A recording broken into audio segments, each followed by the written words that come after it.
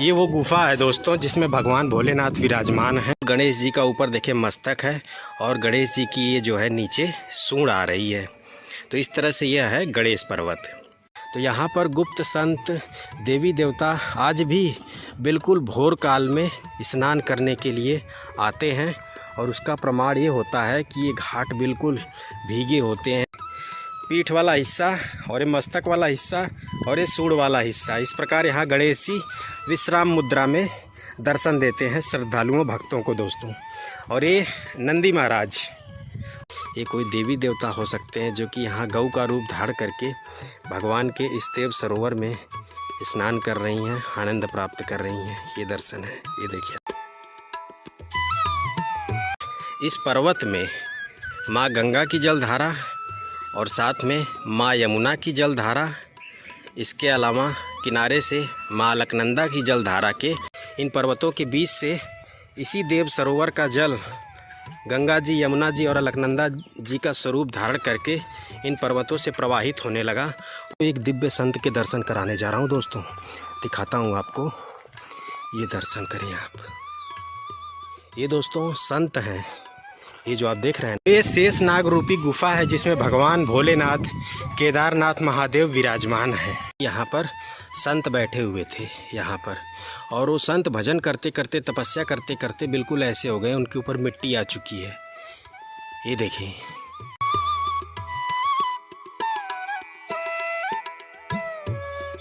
ये गंगा यमुना अलकनंदा की जलधाराओं का संगम है, ये देव सरोवर। राधे राधे दोस्तों, ब्रज धाम की यात्रा में आपका स्वागत है दोस्तों। ब्रज 84 कोस की यात्रा कर रहा हूं और इस दौरान जितने भी भगवान श्री कृष्ण राधा रानी के लीला स्थली हैं उन सभी के मैं दर्शन करा रहा हूं दोस्तों। हमारी जो ब्रज 84 कोस की यात्रा है वो अंतिम पड़ाव पर है और इस वीडियो में हम आपको दर्शन कराएंगे भगवान श्री कृष्ण द्वारा स्थापित किए गए 4 तीर्थ धाम, गंगोत्री, यमुनोत्री, बद्रीनाथ, केदारनाथ। तो यहाँ से बद्रीनाथ धाम और साथ में गंगोत्री, यमुनोत्री जो है 2 से 3 किलोमीटर की दूरी पर है।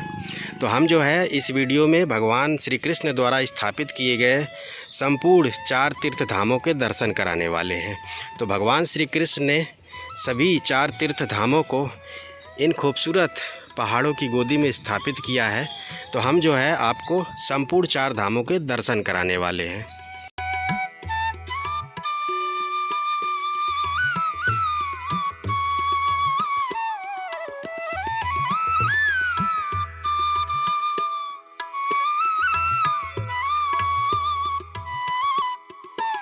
फाइनली दोस्तों हम पहुंच चुके हैं बद्रीनाथ धाम। सबसे पहला जो दर्शन होता है वो बद्रीनाथ धाम के होते हैं। भगवान श्री कृष्ण ने 4 तीर्थ धामों को ब्रज 84 कोस के अंतर्गत प्रकट किया है, स्थापित किया है। तो जो भगवान श्री कृष्ण के 4 तीर्थ धाम हैं उन्हें आदि बद्रीनाथ, आदि केदारनाथ, आदि यमुनोत्री, आदि गंगोत्री के नाम से जाना जाता है। दोस्तों बद्रीनाथ धाम से लगभग 2 किलोमीटर आगे यमुनोत्री धाम और गंगोत्री धाम के दर्शन होते हैं। तो बद्रीनाथ धाम, यमुनोत्री धाम और गंगोत्री धाम बिल्कुल आसपास में हैं, लेकिन जो केदारनाथ धाम है वो यहाँ से मैं समझता हूँ 8 से 10 किलोमीटर की दूरी पर है। तो 4 तीर्थ धामों में जो 3 तीर्थ धाम हैं भगवान श्री कृष्ण के, वो तो बिल्कुल आसपास में ही है। तो अगर आप यहाँ बद्रीनाथ धाम आएंगे तो यहाँ से 2 किलोमीटर पीछे जाने पर यमुनोत्री धाम और गंगोत्री धाम के दर्शन होते हैं।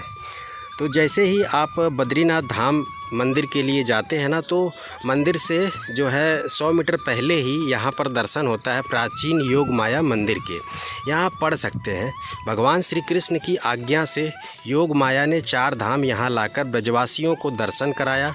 योग माया के दर्शन के बिना ब्रज यात्रा सफल नहीं होती। तो दोस्तों भगवान श्री कृष्ण ने योग माया के सहयोग से 4 तीर्थ धामों को इस ब्रज धाम के अंतर्गत प्रकट किया है। तो योग माया मंदिर में दर्शन किए बिना 4 तीर्थ धामों की जो यात्रा है वो अधूरी मानी जाती है। तो आइए सबसे पहले हम आपको योग माया मंदिर में दर्शन करा देते हैं। आखिर योग माया कौन थी, आइए मैं आपको थोड़ा बता देता हूँ। कि दोस्तों भगवान श्री कृष्ण का अवतार जब कंस की कारागार में वसुदेव जी देवकी जी के यहाँ हुआ था, तो उसी समय गोकुल में नंद बाबा यशोदा मैया के यहाँ एक पुत्री का अवतार हुआ था। तो वो पुत्री यही योग माया ही है दोस्तों। तो जो वसुदेव जी थे वो यमुना मैया के रास्ते से होते हुए भगवान श्री कृष्ण को गोकुल में नंद बाबा के यहाँ छोड़ गए और बदले में नंद बाबा के यहाँ जन्मी योग माया पुत्री को अपने साथ लेकर के गए थे। तो यहाँ पर योग माया जी के प्राचीन मंदिर हैं, ये दर्शन करें आप। और देर न करते हुए हम मंदिर में चलते हैं और आपको दर्शन कराते हैं। यहाँ भगवान श्री कृष्ण राधा रानी जी का दर्शन है और यहाँ से प्रॉपर एक परिक्रमा होती है। परिक्रमा करते हुए हम आपको योग माया जी के दर्शन कराएंगे। योग माया भगवान श्री कृष्ण की बहन भी हैं। तो बाद में योग माया जी अपना निवास विंध्याचल पर्वत पर बनाया और वहाँ पर वह माँ विंध्यवासिनी देवी के नाम से जानी जाती हैं। तो यहाँ पर योग माया जी आई थी भगवान श्री कृष्ण के आग्रह पर।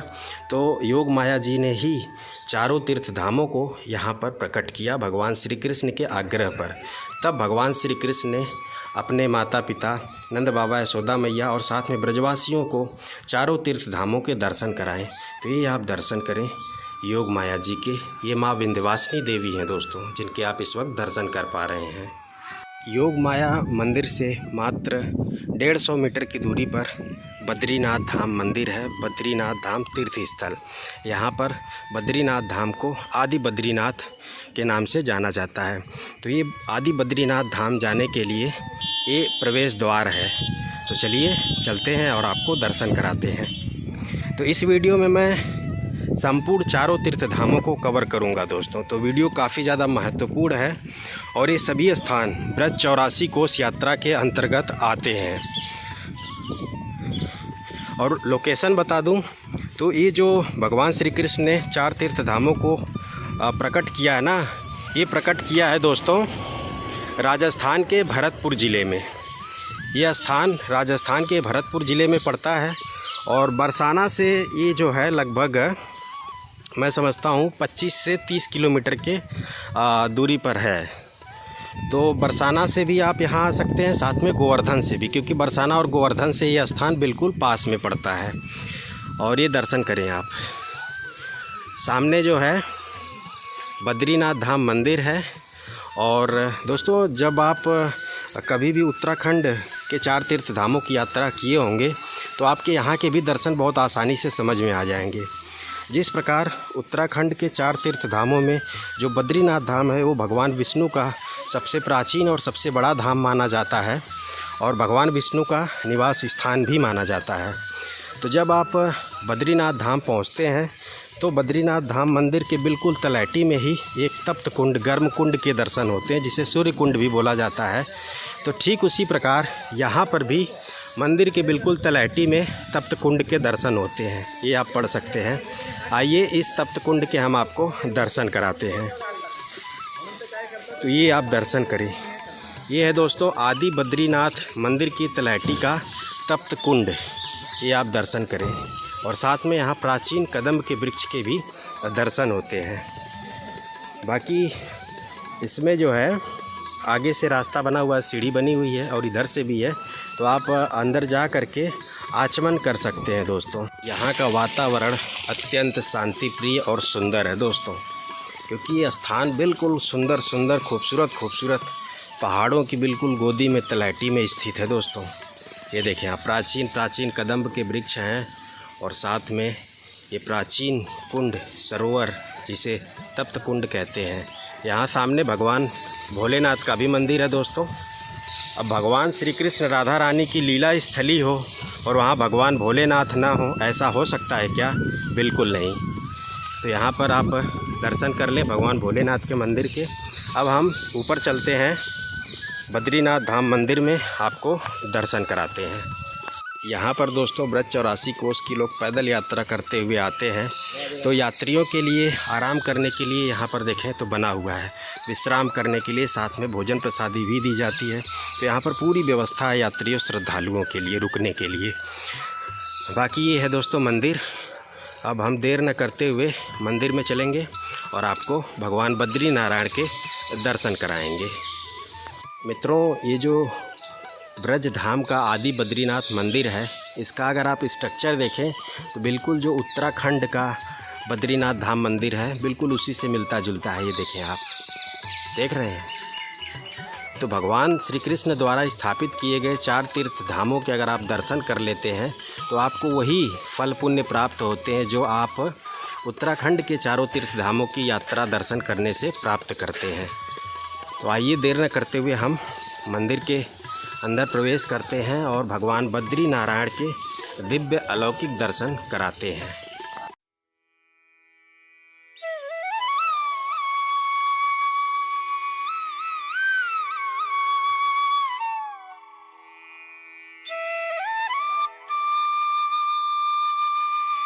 मित्रों, अभी आप आदि बद्रीनाथ धाम मंदिर में भगवान विष्णु के उस दिव्य विग्रह के दर्शन करें।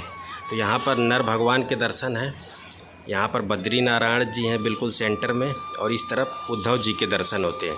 दोस्तों, ये जितने भी विग्रह हैं ये स्वयं प्रकट हुए विग्रह हैं। जी हाँ, और ये सभी विग्रह 5500 वर्ष प्राचीन द्वापर युग के हैं।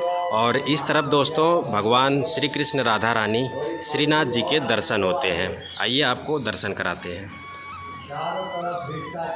तो ये दर्शन है दोस्तों श्रीनाथ जी के।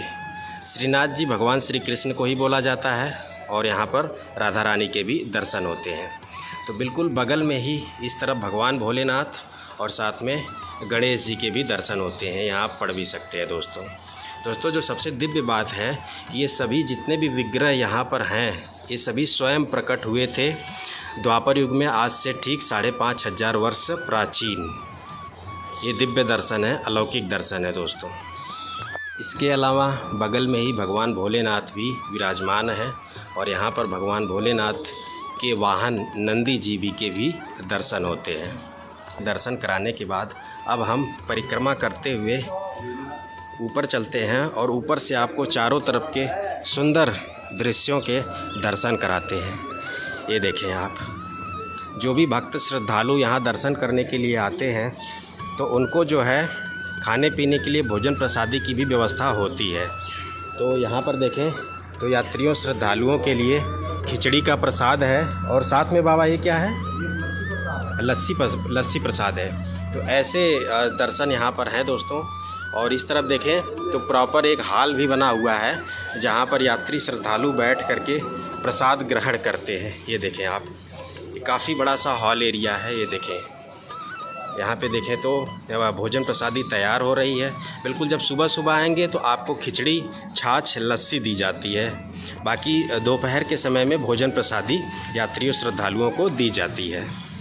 यहाँ से सीढ़ियों के माध्यम से हम थोड़ा सा ऊपर चलते हैं, और ऊपर से आपको सुरम्य वातावरण के दर्शन कराते हैं। ये देखें तुलसी मैया के कितने सुंदर सुंदर दर्शन हैं दोस्तों, देख रहे हैं ना। अद्भुत प्राचीनता के दर्शन हैं, प्राकृतिक सुंदरता तो इस स्थान पर किसी भी मायने में उत्तराखंड की सुंदरता से कम नहीं है दोस्तों। ये देख रहे हैं ना आप, सामने भगवान बद्री नारायण जी का मुख्य गर्भगृह मंदिर। और ये देखें आप, मंदिर को वृंदा देवी तुलसी मैया से बिल्कुल सजाया गया है चारों तरफ से दोस्तों। इतना सुंदर प्राकृतिक दृश्य हैं मंदिर के चारों तरफ, ये मैं आपको दिखा रहा हूँ। ये देखें आप, देख रहे हैं। और बिल्कुल नीचे की तरफ तप्त कुंड है जिसके दर्शन ऑलरेडी मैं करा चुका हूँ। मित्रों, बद्रीनाथ धाम के बाद हम जो है आपको हरिद्वार तीर्थ के दर्शन कराएंगे। इसके अलावा यमुनोत्री, गंगोत्री, फिर लास्ट में केदारनाथ धाम के दर्शन कराएंगे। दोस्तों, जो यमुनोत्री धाम, गंगोत्री धाम है ये बिल्कुल ये पीछे की तरफ है, और वो जो आप ऊपर वाला पॉइंट देख रहे हैं, जो बीच वाला पॉइंट, वहीं पर है यमुनोत्री गंगोत्री मंदिर। तो मैं समझता हूँ यहाँ से 1 से 1.5 किलोमीटर की दूरी पर ही पीछे की तरफ यमुनोत्री धाम, गंगोत्री धाम के दर्शन होते हैं। साथ में ही इस तरफ जो है हरिद्वार तीर्थ के दर्शन होते हैं।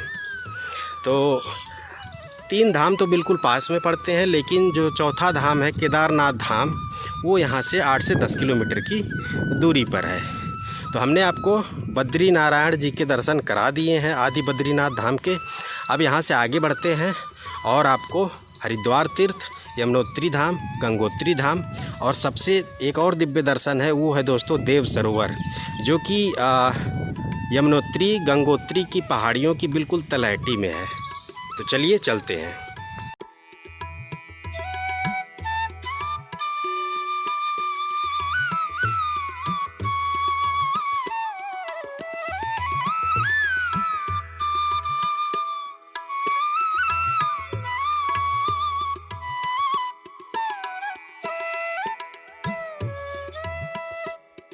बद्रीनाथ धाम मंदिर के दर्शन करने के बाद जब आप यमुनोत्री गंगोत्री की तरफ बढ़ते हैं तो रास्ते में ही हरिद्वार तीर्थ के दर्शन होते हैं। यहाँ पर भगवान श्री कृष्ण ने हरिद्वार तीर्थ को प्रकट किया है। तो यहाँ पर भी माँ मनसा देवी और ब्रह्मकुंड के दर्शन होते हैं। जिस प्रकार उत्तराखंड में जो हरिद्वार तीर्थ है, हरिद्वार है, उसे दोस्तों 4 तीर्थ धामों का प्रवेश द्वार माना जाता है। तो उसी प्रकार यहाँ पर भी ब्रज में भी भगवान श्री कृष्ण ने यहाँ हरिद्वार तीर्थ को प्रकट किया है। लेकिन ये हरिद्वार तीर्थ सिर्फ गंगोत्री यमुनोत्री धाम के पहले पड़ता, तो इसलिए ब्रज का जो हरिद्वार तीर्थ है वो गंगोत्री धाम और यमुनोत्री धाम के लिए प्रवेश द्वार है, क्योंकि बद्रीनाथ धाम मंदिर तो पहले ही पड़ गया और इसके बाद केदारनाथ धाम मंदिर यहाँ से 8-10 किलोमीटर आगे है। तो चलिए यहाँ हरिद्वार तीर्थ के आपको दर्शन करा देते हैं। हरिद्वार वो स्थान है दोस्तों उत्तराखंड में जिसे चारों तीर्थ धामों का प्रवेश द्वार माना जाता है। हर और हरि दोनों लोगों के तीर्थ धामों का द्वार, इसीलिए उसे हरिद्वार या हरद्वार बोला जाता है। हरिद्वार में जो है समुद्र मंथन से निकले अमृत की बूंदें गिरी थी और जिस कुंड में गिरी थी उस कुंड को ब्रह्म कुंड के नाम से जाना जाता है। तो यहाँ पर भी ब्रह्म कुंड के दर्शन होते हैं। तो सामने मंदिर है, देर न करते हुए चलते हैं, आपको हरिद्वार तीर्थ के दर्शन कराते हैं।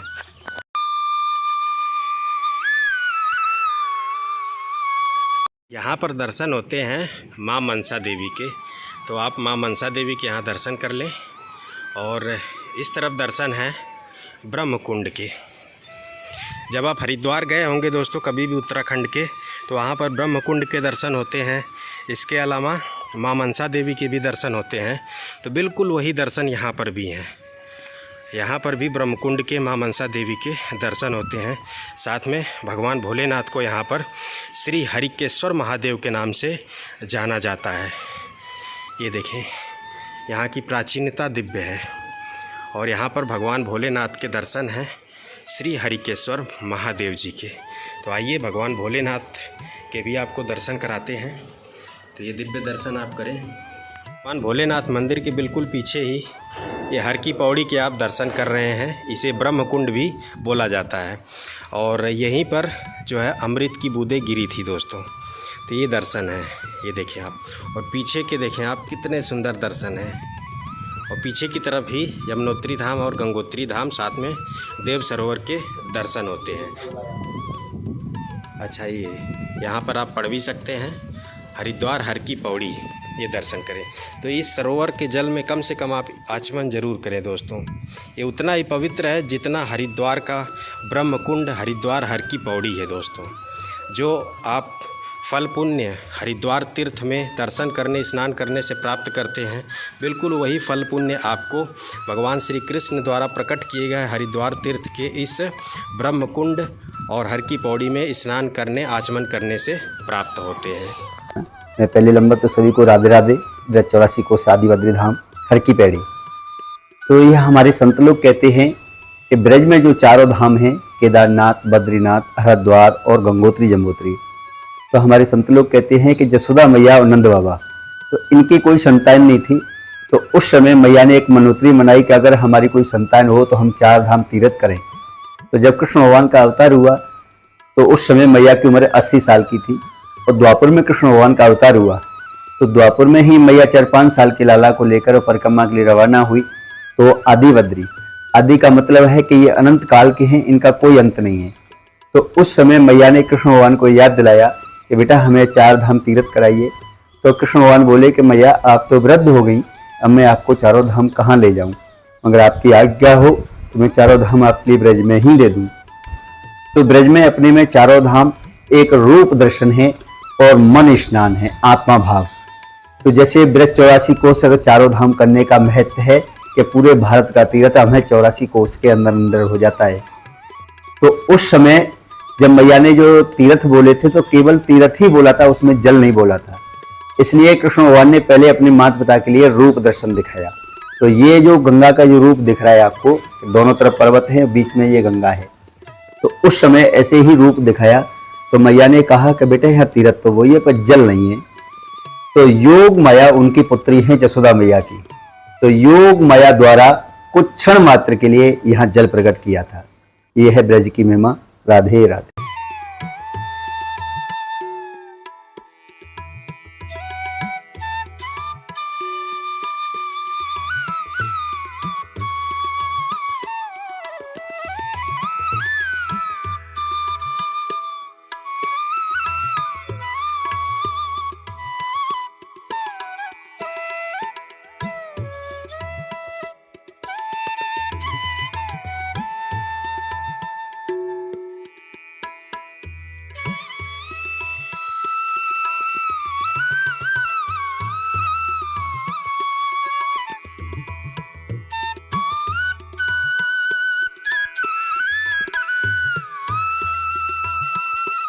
हम पहुंच चुके हैं दोस्तों यमुनोत्री और गंगोत्री धाम।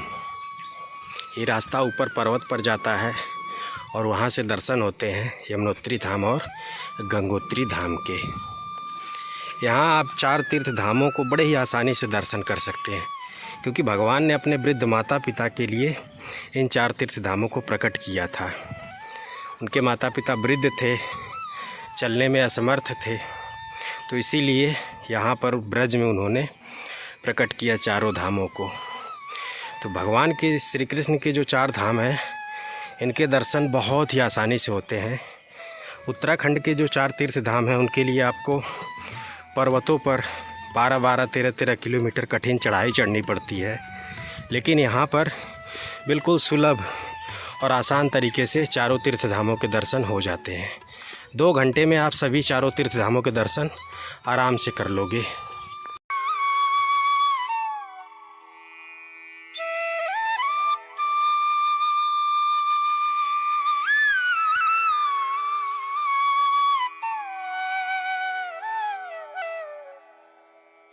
सबसे पहले तो दोस्तों यहाँ पर आप नीलकंठ महादेव के दर्शन करें। ये नीलकंठ महादेव जी के दिव्य दर्शन हैं। नीलकंठ महादेव जी भी उत्तराखंड में ही विराजते हैं, लेकिन भगवान श्री कृष्ण ने नीलकंठ महादेव जी को भी यहाँ प्रकट किया है, तो आप दर्शन कर लें। अभी बिल्कुल सुबह सुबह का समय है, तो इसलिए आपको कम श्रद्धालु यात्री देखने को मिल रहे हैं, लेकिन जैसे जैसे दिन आगे बढ़ेगा ना, तो यहाँ पर भी यात्रियों श्रद्धालुओं की भीड़ बढ़ती जाती है। ये देखें, यात्रियों श्रद्धालुओं के विश्राम के लिए बना हुआ है दोस्तों। ये देखें, और देखें तो बिल्कुल पर्वत के ऊपर और चारों तरफ से पर्वतों से घिरा हुआ है। ये देखें आप, यमुनोत्री धाम गंगोत्री धाम के दर्शन पीछे होते हैं और मैं आपको कराऊंगा भी, लेकिन ये दर्शनों का सबसे पहले आप आनंद लीजिए। इसके अलावा दोस्तों यहाँ से आप बद्रीनाथ धाम के भी दर्शन कर सकते हैं। वो जो पीछे आप इमारत देख रहे हैं, घर, वो बद्रीनाथ धाम है। तो मैं बद्रीनाथ धाम के दर्शन कराते हुए, फिर बीच में हरिद्वार तीर्थ के दर्शन कराते हुए, फिर हम जो है आ चुके हैं यमुनोत्री धाम, गंगोत्री धाम और देव सरोवर के दर्शन कराने के लिए। ये देखें, ऐसी ऐसी सुंदर पहाड़ियों के तलहटी में भगवान श्री कृष्ण ने 4 तीर्थ धामों को प्रकट किया है।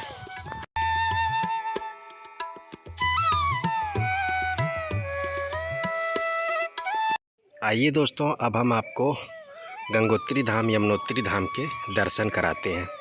दोस्तों यहाँ पर जो दर्शन होते हैं वो भावों के दर्शन होते हैं। तो आइए आप लोग भी हमारे साथ भाव से जुड़ जाइए, क्योंकि अब हम आपको इस पर्वत में माँ गंगा, माँ यमुना और माँ अलकनंदा की जल धाराओं के दर्शन कराने वाला हूँ। दोस्तों ये जो पर्वत आप देख रहे हैं, इसे नर पर्वत बोलते हैं, और इधर वाला जो पर्वत आप देख रहे हैं, इसे नारायण पर्वत बोलते हैं, और बीच वाला ये जो पर्वत आप देख रहे हैं, ये है गणेश पर्वत। बिल्कुल गणेश जी का ऊपर देखिए मस्तक है, और गणेश जी की ये जो है नीचे सूंड आ रही है। तो इस तरह से यह है गणेश पर्वत। और बीच में ये जो आप पर्वत देख रहे हैं, इसे बोलते हैं लक्ष्मण झूला। द्वापर युग में यह दोस्तों एक बड़ा सा पर्वत हुआ करता था और ये पर्वत दोस्तों एकदम झूलता था। ऐसा प्रतीत होता था कि ये पर्वत बिल्कुल झूलता है और इस पर्वत पर लक्ष्मण जी ने तपस्या की थी, इसीलिए इसे लक्ष्मण झूला भी बोलते हैं दोस्तों। दोस्तों ये जो नर पर्वत है और ये गणेश पर्वत है, तो इसके बीच में जो आप एक खाई देख रहे हैं, एक जो धारा बनी हुई है, ये है माँ गंगा की जलधारा। तो ये है दोस्तों गंगोत्री धाम। गणेश पर्वत और साथ में लक्ष्मण पर्वत, लक्ष्मण झूले वाले पर्वत के जो बीच से जो एक खाई आ रही है, ये जो आप इधर की देख रहे हैं, ऊपर से बिल्कुल देखें तो ऐसे जो खाई आ रही है, ये जलधारा है यमुना जी की। तो यहाँ पर यमुनोत्री धाम के दर्शन होते हैं। इसके बाद दोस्तों गणेश पर्वत और नारायण पर्वत के किनारे से जो जलधारा आ रही है, उधर से किनारे से बिल्कुल, ये है दोस्तों माँ अलकनंदा की जलधारा। तो इस प्रकार इस पर्वत में माँ गंगा की जलधारा और साथ में माँ यमुना की जलधारा, इसके अलावा किनारे से माँ अलकनंदा की जलधारा के तीनों नदियों के दर्शन होते हैं दोस्तों। साथ में नारायण पर्वत, नर पर्वत और गणेश पर्वत के दर्शन होते हैं और यहाँ पर लक्ष्मण झूला के दर्शन होते हैं। तो इस प्रकार यहाँ पर गंगोत्री धाम और यमुनोत्री धाम के दर्शन होते हैं दोस्तों। इसके अलावा दोस्तों गणेश पर्वत और नर पर्वत के बिल्कुल तलहटी में देव सरोवर नाम का एक दिव्य दर्शनीय स्थल है, उसके भी मैं आपको दर्शन कराऊंगा। उसके लिए हमें यहाँ से बिल्कुल घने जंगलों से होते हुए लगभग आधा किलोमीटर चलना पड़ेगा, तब हम पहुँच पाएंगे देव सरोवर। तो हम देव सरोवर के भी आगे दर्शन कराने वाले हैं। यहाँ पर श्री गंगोत्री जी और श्री यमुनोत्री जी मंदिर के दर्शन होते हैं। साथ में दोस्तों यहाँ पर एक शिला है जिस पर भगवान श्री कृष्ण के चरण चिन्ह मौजूद हैं। ये देखें, इस शिला पर भगवान श्री कृष्ण के चरण चिन्ह के दर्शन है। कितने स्पष्ट दर्शन है, आप जरा देखें। बताते हैं इसी शिला पर खड़े होकर के एक पैर पर भगवान श्री कृष्ण ने चारों तीर्थ धामों का आह्वान कर उन्हें यहाँ बुलाया, प्रकट किया था। और यहाँ पर आप दर्शन करें माँ गंगोत्री के, ये आप दर्शन करें। इसके अलावा बगल में ही माँ यमुना के दर्शन होते हैं। अब दोस्तों हमें घने जंगलों से होते हुए लगभग आधा किलोमीटर चलना होगा, तब हम पहुंचेंगे देव सरोवर। तो यहाँ से आगे चलते हैं देव सरोवर के लिए। पूरा दोस्तों घना जंगल है, आप देखें, लेकिन आनंद भी है दोस्तों। वैसे यात्री देव सरोवर भी जाते हैं, ये रास्ता उनके पैरों से ही बना हुआ है, पगडंडी वाला, आप देखें। दोस्तों आइए हम आपको कथा बताते हैं कि आखिर भगवान श्री कृष्ण ने इस ब्रज में चार धामों को क्यों प्रकट किया। वैसे एक बात बता दूं कि भगवान श्री कृष्ण ने सिर्फ चार धामों को ही नहीं ब्रज में प्रकट किया है, पूरे संसार के जितने तीर्थ हैं उन सभी को ब्रज 84 कोस की भूमि के अंतर्गत प्रकट किया है दोस्तों। क्योंकि भगवान श्री कृष्ण ने सिर्फ चार धाम के दर्शन अपने वृद्ध माता पिता को नहीं कराएं, बल्कि संसार के सभी तीर्थों के दर्शन कराएं। सभी तीर्थों को भगवान श्री कृष्ण ने यहाँ प्रकट किया ब्रजभूमि में। दोस्तों नंद बाबा यशोदा मैया की कोई संतान नहीं थी और उनकी उम्र लगभग वृद्धावस्था की हो चुकी थी, उनके पास कोई संतान नहीं थी। तो नंद बाबा यशोदा मैया ने बहुत तपस्या की थी, बहुत मनोकामनाएं की थी, बहुत जगह जा कर के मन्नतें की थी कि हमें अगर संतान होगी तो हम जो है चारों धामों की यात्रा करेंगे, सभी तीर्थों की यात्रा करेंगे। तो जब भगवान का प्रागट्य पुत्र रूप में नंद बाबा यशोदा मैया के यहाँ हुआ और जब भगवान श्री कृष्ण बड़े हो गए तो नंद बाबा यशोदा मैया ने उनको बताया कि लाला हमारी कोई संतान नहीं थी, तो हमने जो है चारों धामों की यात्रा करने की मन्नत मांगी थी कि अगर हमें संतान प्राप्त हो जाएगा, हमें संतान का सुख मिल जाएगा, तो हम जो है चारों धामों के दर्शन करेंगे। तो लाला उसी वजह से हमें आप जैसा पुत्र प्राप्त हुआ, तो आप हमें चारों धामों की यात्रा कराओ। तो भगवान श्री कृष्ण सोच में पड़ गए कि मैया और बाबू वृद्ध हैं, चलने में असमर्थ हैं, तो ऊंचे ऊंचे पहाड़ों पर कैसे ये चढ़ पाएंगे। क्योंकि दोस्तों चार धाम उत्तराखंड में थे, आज है भी वहीं पर, तो बिल्कुल दुर्गम चढ़ाई होती है, तब जाकर के केदारनाथ, यमुनोत्री, और साथ में गंगोत्री और इसके अलावा बद्रीनाथ धाम के दर्शन हो पाते हैं। तो भगवान श्री कृष्ण ने कहा, मैया ऐसा है, आप लोग वृद्ध हो, आप लोग तो चलने में असमर्थ हो, तो चारों धाम तो ऊपर बहुत कठिन चढ़ाई पर पर्वतों पर हैं। तो ऐसा करता हूँ, मैं चारों तीर्थ धामों को ब्रज में ही प्रकट कर देता हूँ। तो नंद बाबा यशोदा मैया ने कहा, ठीक है लाला, जैसी तेरी इच्छा। तो भगवान श्री कृष्ण ने चारों तीर्थ धामों को योग माया की मदद से यहीं पर प्रकट किया दोस्तों। इसके बाद अपने वृद्ध माता पिता यशोदा मैया नंद बाबा को चारों तीर्थ धामों के दर्शन कराए थे। अब दोस्तों यहाँ पर जो है कि गंगा जी, यमुना जी और साथ में अलकनंदा नदी के जल स्वरूप के दर्शन नहीं होते हैं, सिर्फ पर्वतों में उनकी जल धाराओं के निशान के दर्शन होते हैं। तो जो जल के दर्शन होते हैं वो होते हैं देव सरोवर में। देव सरोवर का जल ही जो है दोस्तों काल्पनिक रूप से गंगा जी, यमुना जी और अलकनंदा जी में प्रवाहित होता है।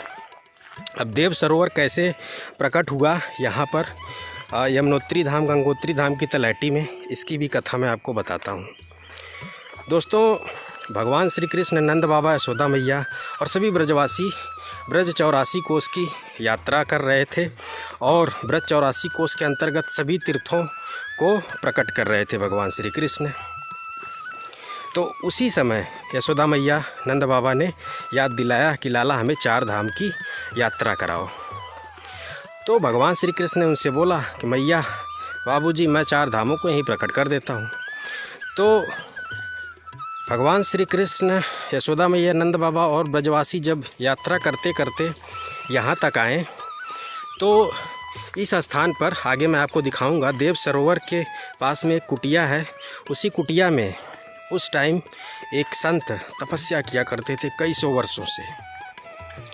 तो भगवान श्री कृष्ण को तुरंत वो बात याद आई, यहाँ महात्मा जी हैं जो कि तपस्या कर रहे हैं। तो भगवान श्री कृष्ण ने बोला भी कि मैया आप चिंता न करो, हम यहीं पर आपको चारों धामों के दर्शन कराएंगे। तो भगवान श्री कृष्ण ने कहा, आप लोग अपनी आँख बंद करिए। तो नंद बाबा, यशोदा मैया और साथ में ब्रजवासियों ने अपनी आँखें बंद की। तो भगवान श्री कृष्ण तुरंत यहाँ पर आए। यहाँ पर कुटिया भी है, मैं आपको दर्शन भी कराऊंगा। और ये नीचे देव सरोवर, अभी हम देव सरोवर पहुँच चुके हैं। तो बिल्कुल देखें, घने विहंगम जंगलों से होते हुए हम जो है देव सरोवर आ चुके हैं। भगवान श्री कृष्ण यहाँ पर आते हैं और वो जो संत थे जो कि यहाँ तपस्या कर रहे थे उनको दर्शन दिया भगवान श्री कृष्ण ने। दर्शन पाते ही वो ऋषि मुनि, वो संत दिव्य हो गए और उन्होंने अपने प्राण त्याग दिए। इसके बाद उनकी जो शरीर थी वह जल में बदल गई, जल में परिवर्तित हो गई और उनके शरीर से एक तप्त कुंड का निर्माण हुआ दोस्तों। और ये वही सरोवर है, ये आप दर्शन करें। और इसे देव सरोवर के नाम से जाना गया। और इसी सरोवर का जल यहाँ पर गंगा जी, यमुना जी और अलकनंदा के रूप में प्रवाहित होने लगा इन पर्वतों से। इन पर्वतों के बीच से इसी देव सरोवर का जल गंगा जी, यमुना जी और अलकनंदा जी का स्वरूप धारण करके इन पर्वतों से प्रवाहित होने लगा। और इस प्रकार भगवान ने अपने माता पिता को गंगोत्री धाम, यमुनोत्री धाम और माँ अलकनंदा के दर्शन कराए थे इस स्थान पर। और जिस कुटिया में वो संत रहा करते थे दोस्तों, ये वही कुटिया है, ये जो आप दर्शन कर रहे हैं। यहाँ पे ये जो कुटिया है ये तो नई बनी है, लेकिन स्थान वही है। भगवान श्री कृष्ण के मयूर रूप के भी आप आवाज़ सुन पा रहे होंगे। ये देखिए आप, आज भी दोस्तों इन घने जंगलों, पहाड़ों पर संत कुटिया बना बना करके गुप्त तरीके से भजन करते हैं दोस्तों। ये दर्शन करें, ये दिव्य स्थान है दोस्तों, ये कोई सामान्य स्थान मत समझिएगा। ये सरोवर देव सरोवर है, क्योंकि इसमें आज भी सुबह के समय, भोर के समय में देवता स्नान करने के लिए आते हैं। देखें, गौ माता के भी दर्शन हो रहे हैं इस देव सरोवर में। और बता दूं कि इस सरोवर का जल कभी सूखता नहीं है दोस्तों, जबकि इस स्थानों पर बारिश बहुत कम होती है। ये राजस्थान का इलाका है दोस्तों, ये राजस्थान के भरतपुर ज़िले का इलाका है। और भरतपुर में यह डीग नामक क्षेत्र में पड़ता है, डीग। ये दर्शन करें और देखें किस प्रकार गौ माता इस सरोवर में आनंद ले रही हैं दोस्तों। मुझे तो ऐसा भाव प्रतीत हो रहा है दोस्तों कि ये कोई सामान्य गौ माता नहीं है, ये कोई देवी देवता हो सकते हैं जो कि यहाँ गौ का रूप धारण करके भगवान के इस देव सरोवर में स्नान कर रही हैं, आनंद प्राप्त कर रही हैं। ये दर्शन है, ये देखिए आप। और कितना गहरा है आप गौ माता के स्नान करने से अंदाज़ा लगा सकते हैं। ये देखिए आप, देख रहे हैं ना, चारों तरफ सुरम्य वातावरण, शांति प्रिय वातावरण। भजन करने के लिए, ध्यान करने के लिए इससे बढ़िया स्थान और क्या हो सकता है दोस्तों। और अंदर देखें ढेर सारी गौ माताएं बैठी हुई हैं, देख रहे हैं ना। इतना दिव्य अलौकिक स्थान के मैं आपको दर्शन करा रहा हूँ। ये देखें आप, इधर अंदर घने जंगलों में दोस्तों ना ढेर सारे संत रहते हैं, कुटिया बना बना करके गुप्त तरीके से भजन करते हैं, ध्यान लगाते हैं दोस्तों। ये देखें आप, बहुत ज़्यादा अंदर तो हम नहीं चलेंगे क्योंकि ये बिल्कुल घना विहंगम जंगल है दोस्तों। तो यहाँ से ही जितना दर्शन हो सकता है मैं आपको करा रहा हूँ दोस्तों। एक बात और मैं आपको बताता हूँ कि इसमें देव सरोवर में आज भी देवी देवता स्नान करने के लिए आते हैं, उसके प्रमाण नित्य प्रतिदिन यहाँ मिलते हैं। जब भोर का समय होता है ना, तो ये जो आप घाट देख रहे हैं इस सरोवर का, ये बिल्कुल भीगा हुआ होता है, ऐसे लगता है जैसे कोई स्नान करके गया है। तो यहाँ पर गुप्त संत देवी देवता आज भी बिल्कुल भोर काल में स्नान करने के लिए आते हैं, और उसका प्रमाण ये होता है कि ये घाट बिल्कुल भीगे होते हैं, ऐसा लगता है कोई अभी हाल ही में स्नान करके गया है। तो ऐसा ये गुप्त और दिव्य सरोवर है देव सरोवर। ये वो स्थान है जहाँ पर संत भजन किया करते थे। भगवान श्री कृष्ण ने उनको यहाँ पर दर्शन दिया, और संत जो हैं भगवान के दर्शन पा करके आनंदित हो गए, और उनके प्राण उनके शरीर को छोड़ करके भगवान के साथ चले गए, और उनकी जो शरीर थी यहाँ जल का रूप धारण कर ली, और देव सरोवर का निर्माण हो गया। दोस्तों आए तो थे हम बिल्कुल ऊपर से, लेकिन हम यहाँ से चलेंगे यहाँ नीचे से होते हुए। तो ये जो खाई है, ये है गंगा जी की खाई, गंगोत्री खाई। तो गंगोत्री खाई से होते हुए आगे हम यमुनोत्री जी की जलधारा वाले निशान से होते हुए फिर लास्ट में अलकनंदा, और इसके बाद हम यहाँ से बाहर निकल जाएंगे। और देखें तो इसी देव सरोवर का जल उस टाइम द्वापर युग में गंगा जी की जलधारा में प्रवाहित हुआ था दोस्तों। ये देखें, और इसी देव सरोवर का जल आगे प्रवाहित होता हुआ बद्रीनाथ धाम में जो तप्त कुंड है उसमें भी जाता है। तो ये दर्शन है। तो अगर आप गंगोत्री धाम, यमुनोत्री धाम के ऊपर से ही दर्शन कर लेते हैं और यहाँ पर माँ गंगा, माँ यमुना, माँ अलकनंदा की इस जलधारा के दर्शन नहीं करते हैं, तो आपका दर्शन करना मैं समझता हूँ पूर्ण नहीं माना जाएगा दोस्तों। तो यहाँ पर आकर के आप इस देव सरोवर के दर्शन ज़रूर करें। क्या अद्भुत नज़ारे हैं दोस्तों। ये देखें आप, ये गंगा, यमुना, अलकनंदा की जलधाराओं का संगम है ये देव सरोवर दोस्तों। इसी देव सरोवर का जल गंगा जी, यमुना जी और अलकनंदा में साथ में दोस्तों बद्रीनाथ धाम में तप्त कुंड में प्रवाहित होता हुआ यहाँ से काल्पनिक रूप में जाता है। अब दोस्तों हम यहाँ से चलते हैं, आपको दिखाते हैं कितना आनंदित करने वाले दृश्य हैं। बस थोड़ी सी क्या है कि नज़रें नीचे बना करके रखनी पड़ेंगी, क्योंकि बारिश का समय है, कोई जीव जंतु हो सकता है। यहाँ पर ब्रज 84 कोस की यात्रा करने के लिए यात्री आते हैं दोस्तों, तो वो लोग इसी रास्ते से होते हुए आते हैं और जाते हैं। वो ऊपर नहीं जाते हैं, वो सीधे देव सरोवर आते हैं। क्योंकि अगर आप ऊपर से दर्शन ना भी करें और सीधे देव सरोवर आ जाएं, तो आपका दर्शन पूर्ण माना जाएगा। क्योंकि वास्तव में देव सरोवर गंगा, यमुना और अलकनंदा नदी के जल के संगम है, तीनों नदियों की जलधाराओं का संगम है। तो अगर आप देव सरोवर के दर्शन कर लिए तो आपने माँ गंगा, माँ यमुना और माँ अलकनंदा के दर्शन कर लिए। तो अभी जिस मार्ग से हम चल रहे हैं ये है दोस्तों गंगा जी की जलधारा का निशान। और यहाँ पर आपको मैं एक दर्शन कराता हूँ इस घने जंगल में। यहाँ मैं आपको एक दिव्य संत के दर्शन कराने जा रहा हूँ दोस्तों, दिखाता हूँ आपको। ये दर्शन करें आप। ये दोस्तों संत हैं। ये जो आप देख रहे हैं ना, ये मिट्टी का ये जो स्वरूप है, ये कभी प्राचीन वृक्ष हुआ करता था। वृक्षों में जैसे नहीं होता है, मिट्टी लग जाती है, धीरे धीरे वो मिट्टी बन जाता है, दीमक लग जाता है, तो वैसे ही ये संत हैं दोस्तों। ये जो आप दर्शन कर रहे हैं यहाँ पर, तो संत जो है ऐसे ही तपस्या करते हैं। वह इस स्थानों पर ऐसे जो है भगवान की लीला स्थलियों पर घने जंगलों में गुप्त तरीके से बैठ जाते हैं, साधना में भजन करने लगते हैं।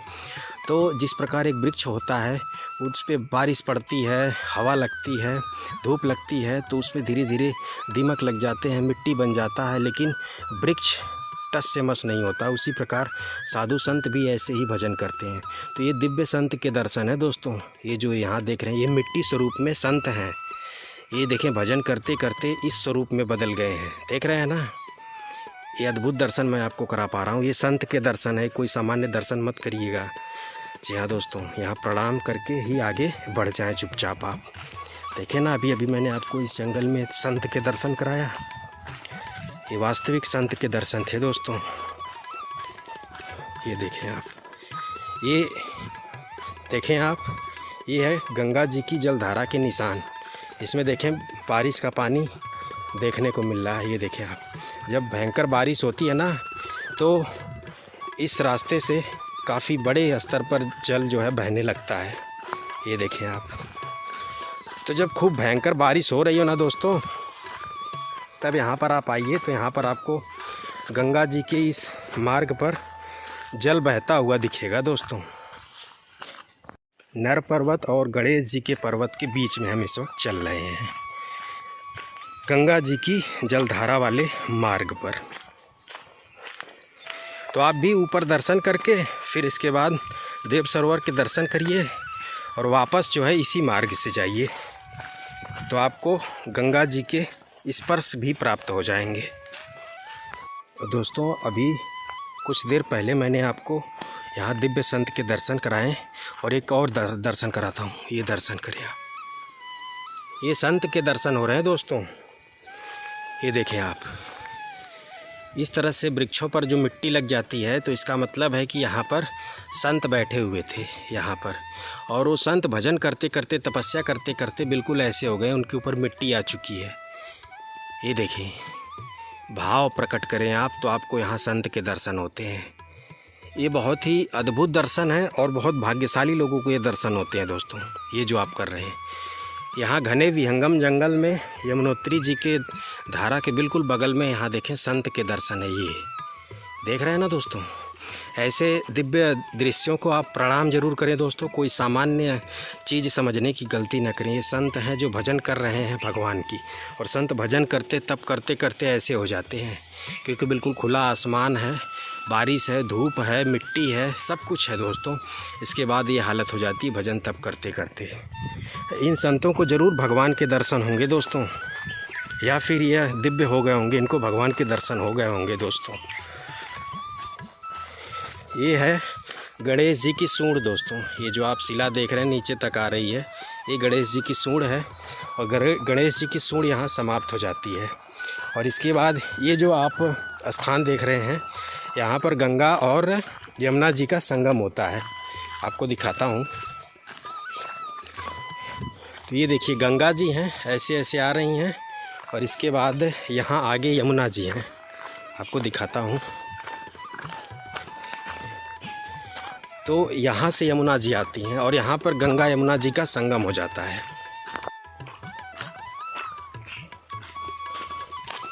हमने दोस्तों आपको बद्रीनाथ धाम, यमुनोत्री धाम, गंगोत्री धाम, देव सरोवर के दर्शन करा दिए हैं। 3 धाम के दर्शन करा दिए। अब हम चौथे धाम चलते हैं, केदारनाथ धाम, जो कि यहाँ से लगभग मैं समझता हूँ 10 किलोमीटर की दूरी पर है। वहाँ चलते हैं और आपको केदारनाथ धाम के दर्शन कराएंगे। इस प्रकार ब्रज के चारों तीर्थ धामों के मैं आपको दर्शन करा दूंगा। बस अब हम यहाँ से आगे निकलेंगे।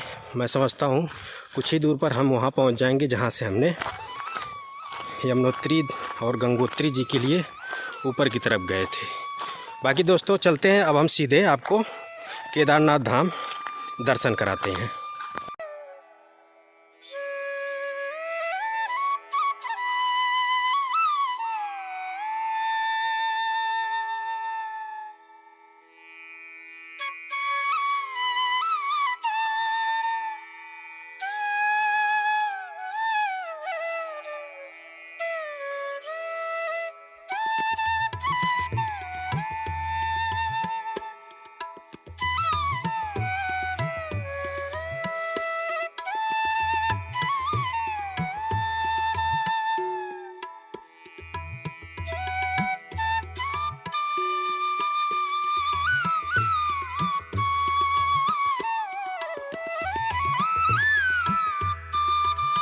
फाइनली दोस्तों हम पहुंच चुके हैं केदारनाथ धाम। तो अभी जो है हमें सीढ़ियों के माध्यम से ऊपर पर्वत पर चलना होगा। वहां पर भगवान भोलेनाथ विराजमान हैं एक गुफा के अंदर। तो ऊपर चलेंगे, लेकिन उससे पहले नीचे गौरी कुंड के दर्शन होते हैं यहाँ बिल्कुल पास में ही। आइए आपको गौरी कुंड के दर्शन कराते हैं। जिस प्रकार दोस्तों उत्तराखंड में केदारनाथ धाम की जब आप यात्रा करते हैं तो केदारनाथ धाम मंदिर से लगभग 15 किलोमीटर पहले ही गौरी कुंड के दर्शन होते हैं। गौरी कुंड से ही केदारनाथ धाम की पैदल जो यात्रा है वो स्टार्ट होती है उत्तराखंड में। तो उसी प्रकार यहाँ ब्रज में भी भगवान श्री कृष्ण ने जहाँ पर केदारनाथ धाम प्रकट किया है तो वहीं पर बिल्कुल तलहटी में यहाँ गौरी कुंड के दर्शन होते हैं। देखिए कितना सुंदर दर्शन है। और गौरी कुंड के चारों तरफ का दृश्य आप देखें, बिल्कुल हरे भरे वृक्षों लताओं पताओं के दर्शन है। और इस गौरी कुंड में स्नान करने के बिल्कुल वही पुण्य फल प्राप्त होते हैं जो उत्तराखंड के केदारनाथ धाम के गौरी कुंड में स्नान करने से होते हैं। तो ये है दोस्तों गौरी कुंड, जिसे तप्त कुंड भी कह सकते हैं, क्योंकि जो उत्तराखंड में केदारनाथ धाम का गौरी कुंड है वो तप्त कुंड है दोस्तों। वहाँ गर्म जल का कुंड है। तो ये भी काल्पनिक तौर पर गर्म जल का कुंड ही है जिसे गौरी कुंड के नाम से जाना जाता है। अब दोस्तों हम सीढ़ियों के माध्यम से ऊपर पर्वत पर चलते हैं। भगवान भोलेनाथ आदि केदारनाथ जी के दर्शन कराते हैं।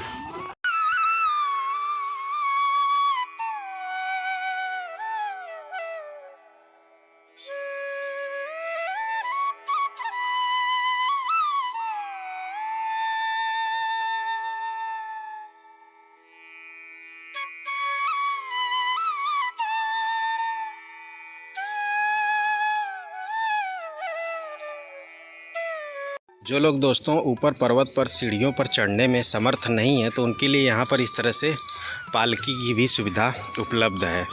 तो पालकी के माध्यम से भी यात्रियों श्रद्धालुओं को ऊपर पर्वत पर चढ़ाया जाता है, आदि केदारनाथ जी के दर्शन कराया जाता है। तो ये देखिए इस तरह से सीढ़ियाँ बनी हुई हैं ऊपर पहाड़ तक जाने के लिए दोस्तों, ये देखें आप। और मैं समझता हूँ लगभग 200 मीटर की ऊपर चढ़ाई है दोस्तों। और ये चढ़ाई काफ़ी हद तक आरामदायक है, क्योंकि देखें खड़ी चढ़ाई नहीं है, इस तरह से सीढ़ियाँ बनी हुई हैं। तो बिल्कुल आराम से जो है आप चढ़ सकते हैं ऊपर और भगवान भोलेनाथ के दर्शन कर सकते हैं। तो देर न करते हुए हम जो है ऊपर अपनी चढ़ाई स्टार्ट करते हैं और भगवान भोलेनाथ के दर्शन कराते हैं।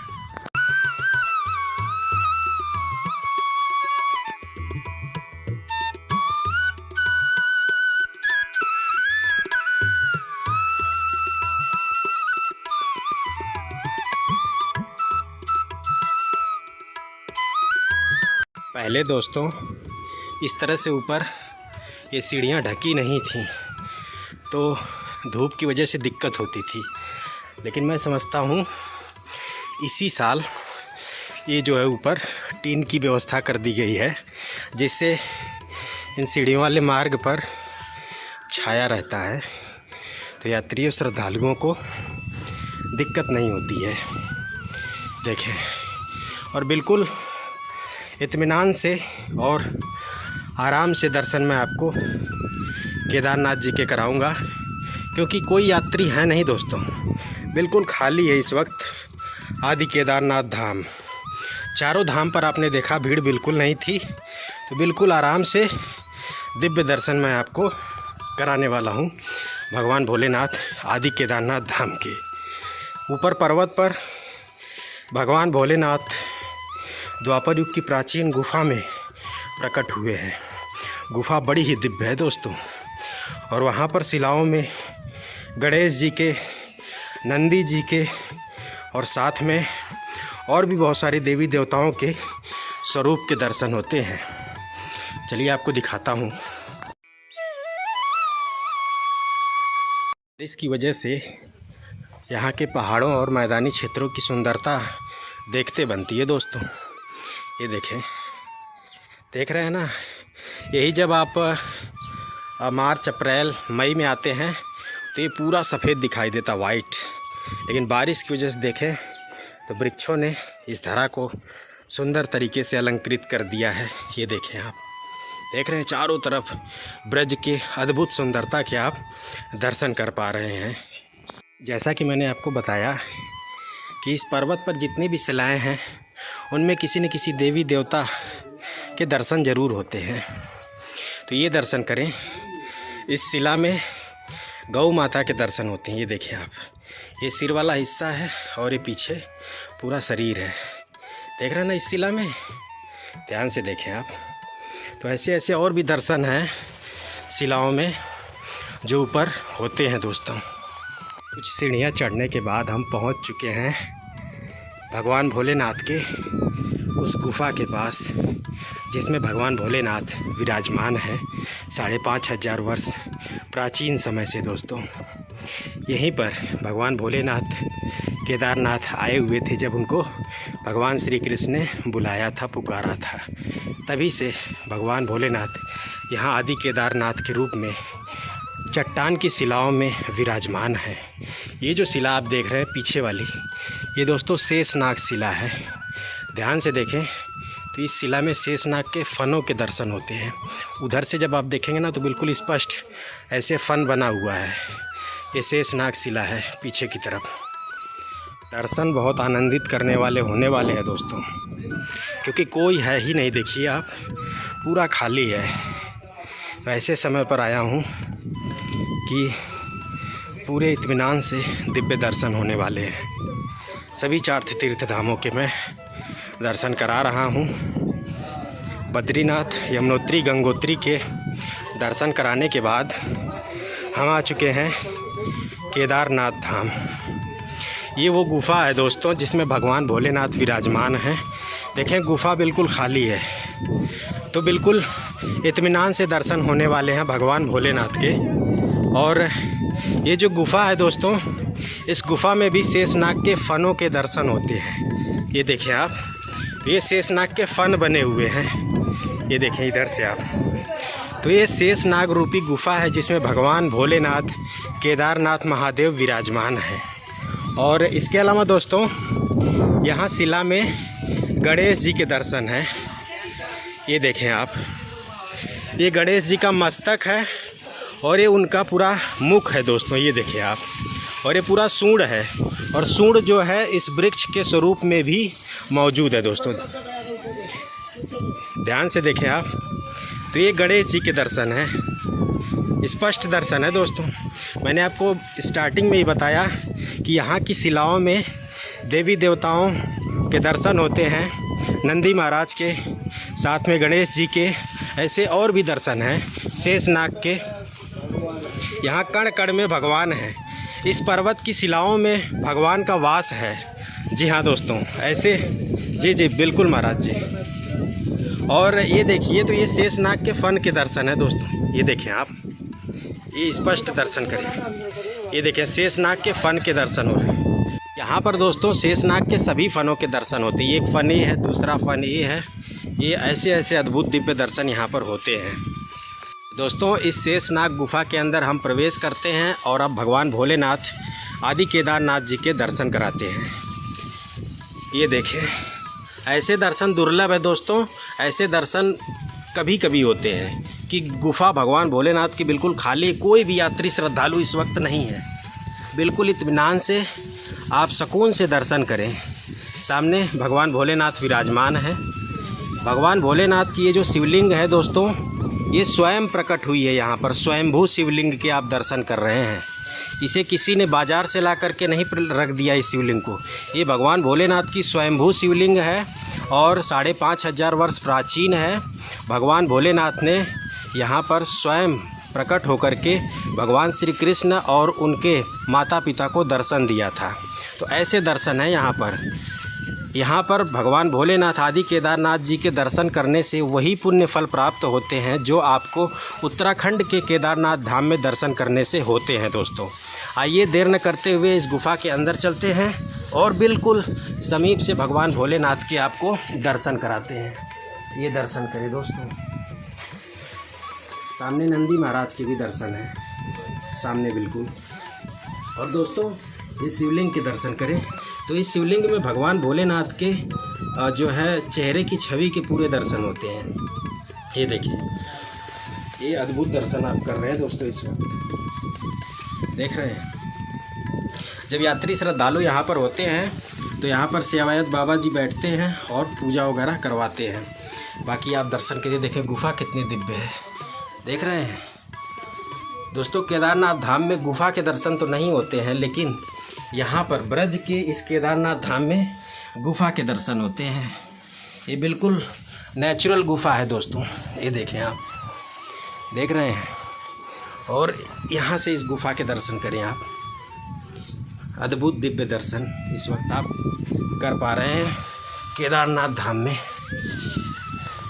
भगवान भोलेनाथ के स्पर्श करते हैं दोस्तों, ये दर्शन करिए आप। हमने दोस्तों आपको इस शेषनाग गुफा में केदारनाथ भगवान के दर्शन करा दिए हैं। अब इस गुफा के पीछे नंदी महाराज के दर्शन होते हैं दोस्तों। भगवान भोलेनाथ के वाहन नंदी जी बिल्कुल गुफा के पीछे ही विराजमान हैं और पर्वत के ऊपर काफ़ी तेज़ हवाएं चल रही हैं, तो जो है उसकी आवाज़ भी आप सुन पा रहे होंगे। ये देखें, ये दोस्तों नंदी महाराज हैं, ये दर्शन करें आप। यहाँ नंदी महाराज जी बैठे हुए हैं। ये नंदी महाराज जी का मुख है और ये उनका पूरा शरीर है दोस्तों, देख रहे हैं। नंदी जी भगवान भोलेनाथ के वाहन है दोस्तों। तो जहाँ भी भगवान भोलेनाथ होते हैं वहाँ पर नंदी जी भी विराजमान होते हैं। तो ये नंदी महाराज के आप दर्शन कर रहे हैं इस वक्त, ये दर्शन है। ये पीछे से देखें आप, अद्भुत दर्शनों का आनंद इस वक्त आप कर पा रहे हैं। इसके बाद दोस्तों गणेश जी के भी दर्शन हम कराते हैं। तो यहाँ की शिलाओं में गणेश जी के भी दर्शन होते हैं। आइए गणेश जी के दर्शन कराता हूँ। तो वो जो शिला आप देख रहे हैं उसमें गणेश जी के दर्शन होते हैं। ध्यान से अगर आप देखेंगे तो आपको गणेश जी के दर्शन होते हैं दोस्तों। ये देखें, ये हैं गणेश जी, पीछे उनका पूरा शरीर है और ये इनका मस्तक है और ये उनका सूंड है दोस्तों। तो इस प्रकार यहाँ पर गणेश जी के भी दर्शन होते हैं।